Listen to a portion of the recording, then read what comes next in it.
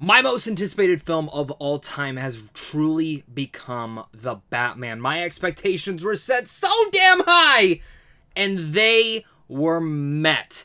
This isn't just one of my favorite comic book movies of all time. This is flat out my favorite Batman movie of all time. And I got a lot of thoughts on this film. Non-spoilers, of course, because you don't want to be spoiled on this movie.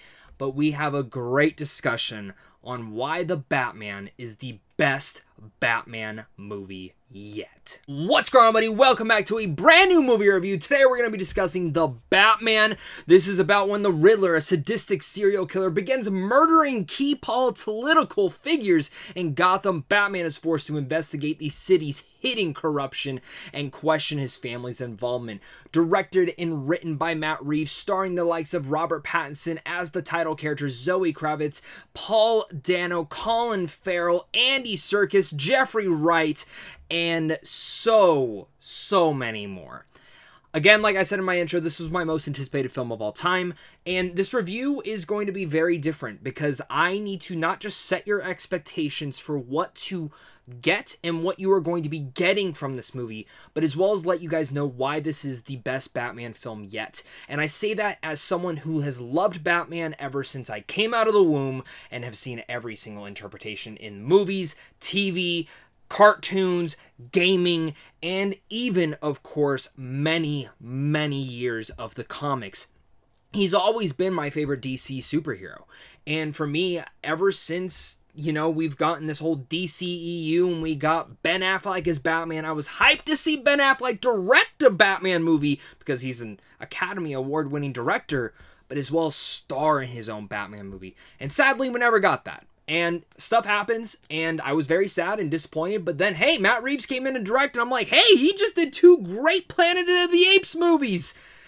And yeah, then he casted Robert Pattinson, who a lot of people out there will be like, oh, that's that Twilight kid. Or like my mom said, oh, so now he's not just a vampire, he's actually playing a bat. Yes, that is all very true, but if you have not followed his career in the last 8 years, you are sadly missing out on some of the best performances and some of the best indie films that we've gotten in such a long time. In fact, if you have not seen Good Time, that is the one movie that I can highly recommend from Robert Pattinson that really much, I think that might be the role that actually gave him Batman. With all that excitement around this, every single key part of this kept getting me more and more excited.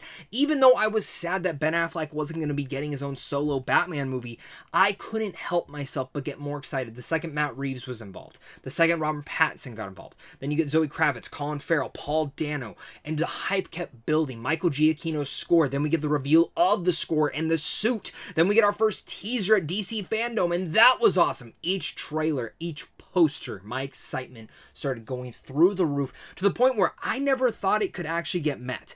And thankfully, it was met. I'm not ready to say it's exceeded yet, because if it exceeded it, it would be the best comic book movie of all time for me. I can't say that without only seeing the movie once, but definitively coming out of the film, I can say this is hands down the best Batman movie, especially as an adaptation from comics, animated series, and all sorts of things like that. The way that Matt Reeves made his own interpretation while building up a world that feels so fleshed out, so given, and I loved all of that. But before we get to my pros, and I know this is going to be a long review, guys. Again, no spoilers, but I do want to set your expectations because many of you guys might be going into this thinking that we're going to get a lot of action, especially from the trailers. And I will say this, I wish I only saw that first teaser from DC Fandom, because after that, I found not the trailers spoiling too much per se, but very much showing a lot of the action set pieces in here. And there's not a lot of action in this movie. This is very much more of a crime noir with a mystery all wrapped in it. And thankfully, the mystery is actually not that predictable. As you are watching it, you are very much able to feel in Batman's shoes because 98% of this movie is Batman. The other 2% are the maybe few scenes that Bruce Wayne or Batman do not appear in. This is fully from his point of view. And it was stellar to see how Matt Reeves was able to adapt that and create that, because we truly get the detective noir Batman that we have never seen in a live action movie yet. Honestly, the closest thing we've actually gotten into a Batman movie with this detective style was Mask of the Phantasm. And for me, I love that Matt Reeves was able to bring that to life in here. So that's where your expectations need to be set. Do not expect tons of action. Do not expect, just these big MCU-ish, DCU-ish sci-fi fight scenes that we've gotten. No, this is a very grounded, gritty, dark, and angsty story that is told all from Bruce Wayne and Batman's perspective as he's just trying to unravel this mystery along the way. Making it, again, a crime noir with a horror element to it. And many people have compared like Seven and Zodiac to certain things in here, and you can definitely feel the influence from there, but this is very much its own story. And I love that. Even though it was very much, I felt like Leonardo DiCaprio at times from Once Upon a Time in Hollywood when I'm catching all those references. Whoop. Here I come. Because there are a lot, and Easter egg galore, and fans are going to have a blast with that. But really much, let's start with the big title character of this, and that is Robert Pattinson. Robert Pattinson, ever since it was announced, I was very excited for it, and he killed it as Batman. He is the definitive Batman, and for me, there's always two versions of Batman I love. The darker, grittier, like, very experienced, but just like, I don't give a shit Batman. And then there's the younger type of Batman from like Batman Zero Year and Batman Year One that I very much love. And Robert Pattinson brings that version to life, but in his own interpretation and style, to where I want to see more of his Batman. And the way that Matt Reeves makes you care about every character in here, to where there really much feels to be stakes in every single action set piece, but as well as every scene. Pattinson's performance is not just emotionally powerful, it's brooding, but it's a powerful one that made me love him, because this is a Bruce Wayne that doesn't like to be Bruce Wayne. He wants to be more Batman because he wants to be that symbol for the city, but what symbol is he really? This is a movie that actually gives that origin to Gotham City and, of course, the Batman himself, even though this is his second year of crime fighting.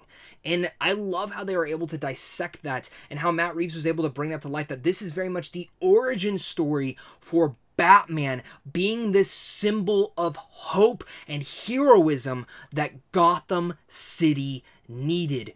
But as well as what happens when other people take his motto, his symbolism, and flips it on its side.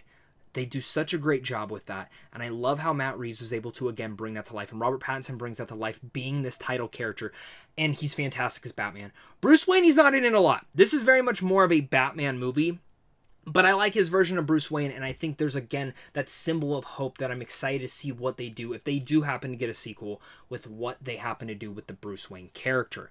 Adding along there, Andy Serkis as his right-hand man, Alfred, great for the scenes he was in.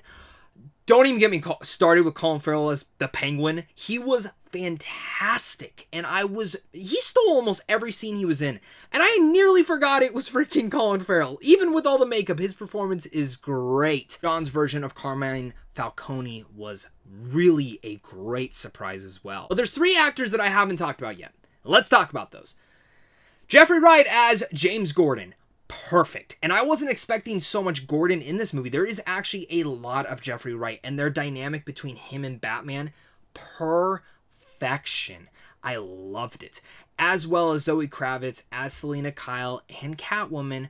The seductive nature between her and Batman, their chemistry works so well. Seeing how their paths intertwine, and really much the three main characters we really get in here, if you want to talk about three main characters, is Batman, Catwoman, and of course the Riddler. All of their past, you can totally see the parallels between them and why, in a sense, they could be all connected in a certain way. And again, Selina Kyle, Zoe Kravitz kills it. The action, every single moment, the emotion, especially some of the amazing stuff towards the third act that I loved with her character. And she truly surprised me. Different than Michelle Pfeiffer, different than Anne Hathaway, but all in her own style. And Paul Dano. He was fantastic in Prisoners. He's fantastic in almost anything the guy does. He is 100% one of the best versions of the Riddler ever.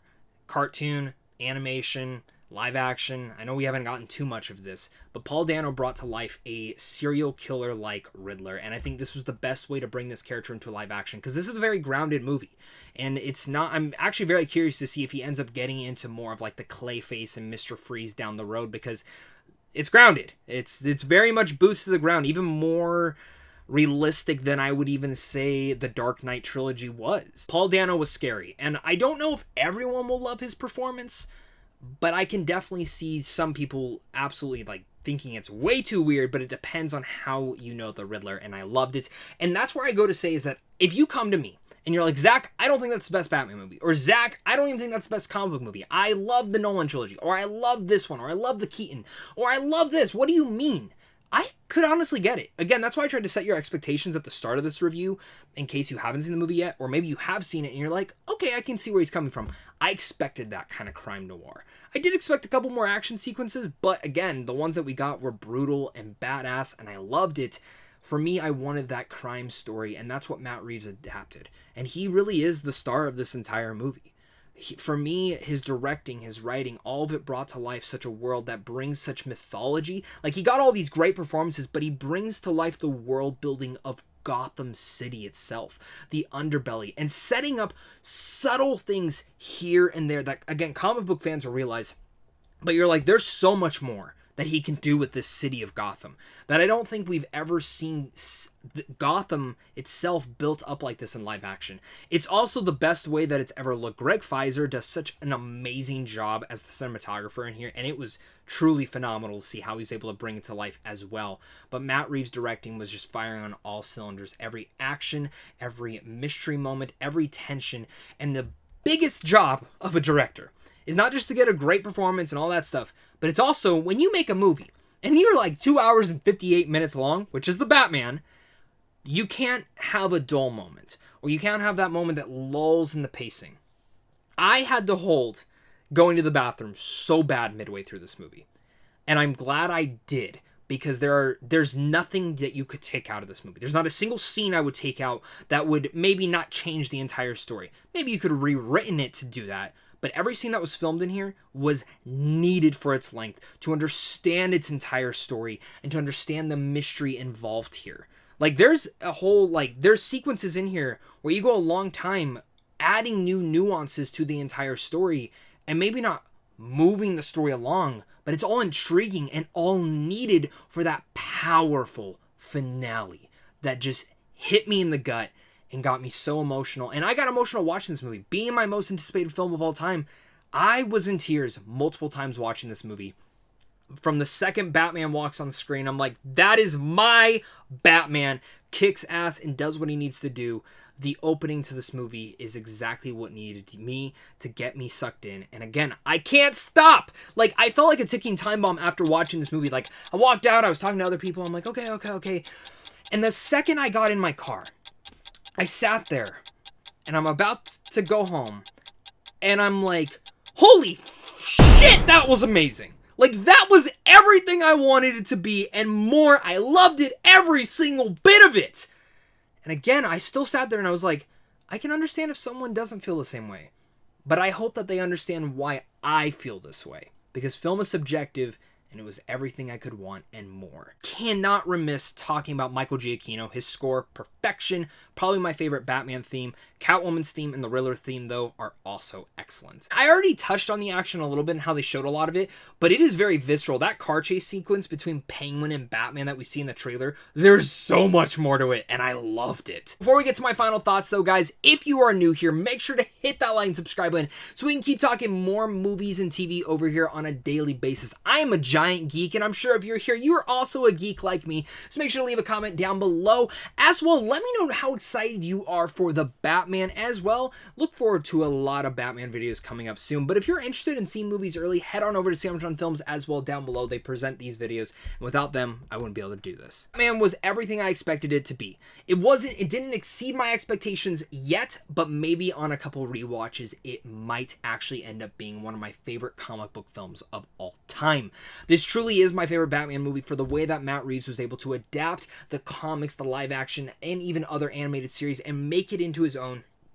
A very realistic, grounded, brooding, and angsty film that brings to life the crime noir that we have never seen Batman be a detective of, and honestly, ever. Like, we've seen elements of it, but this is the first movie that really brings that detective story here, and you really feel for that mystery. You're trying to piece it together, and you are in Batman's shoes the entire way through. Robert Pattinson is the Batman. Hands down, he is the definitive Batman, and for me, I can't wait to see more of him and Bruce Wayne in particular sequels, because I think that'll be very interesting to see kind of where does Bruce Wayne go after the events of this movie. This is not going to be a movie for everyone. I can totally see people walking out thinking it's a little bit boring or maybe just not up their style, but I think with hopefully how my expectations have set it up for you that this is a very unique and different type of comic book movie that we've gotten in this spirit. It's not your typical MCU or DCEU movie, in very much the same vein of how Joker was so different than so much that we've gotten before. That is the Batman. I love this movie. You're probably going to love it or really like it. I would be pretty surprised if you hated this, but absolutely, I love what Matt Reeves did. And if you can't guess it, I'm going to give this film an A+. Once again, guys, for watching this, you guys are really all the best. Make sure to hit that like and subscribe button, comment down below, head on over to Samsung Films on how to see films really. Look forward to a ton of Batman content coming up soon. But of course, guys, until next time, stay classy.